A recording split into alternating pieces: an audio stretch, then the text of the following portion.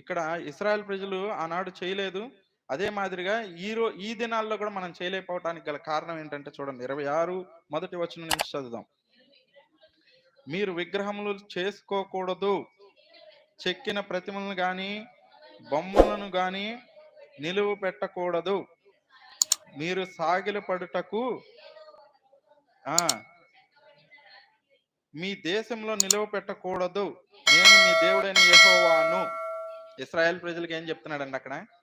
ఇశ్రాయేల్ ప్రజలకు ఏం చెప్తున్నాడంటే, నేనే మీ దేవుణ్ణి, నేను తప్ప వేరేది ఏది ఉండకూడదు మీ హృదయంలో.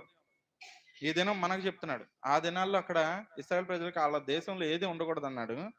ఈ దినం మన హృదయంలో మన అంతరాత్మతో చెప్తున్నాడు.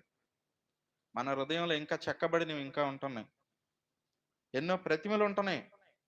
ద్వేషించే ప్రతిమ, ప్రేమహీనత అయిన ప్రతిమ,